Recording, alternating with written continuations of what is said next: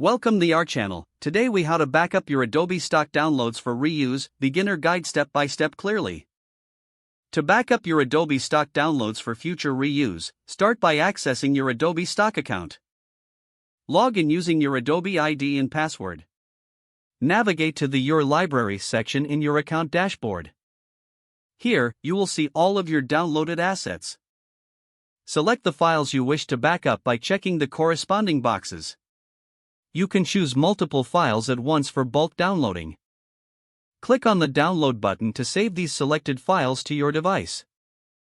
Once the files have downloaded, navigate to your computer's Downloads folder.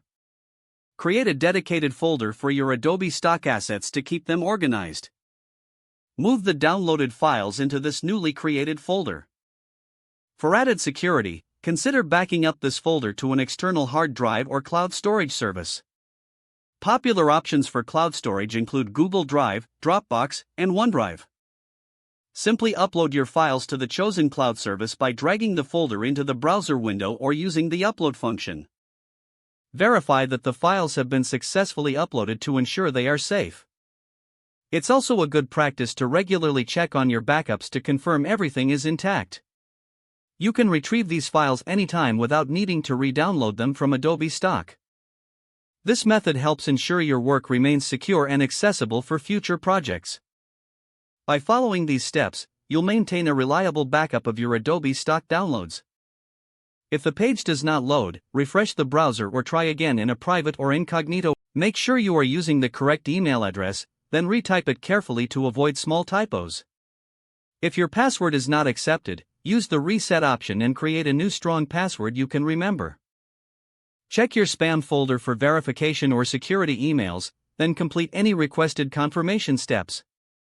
Enable two-factor authentication if available to improve account security and reduce unauthorized access risk.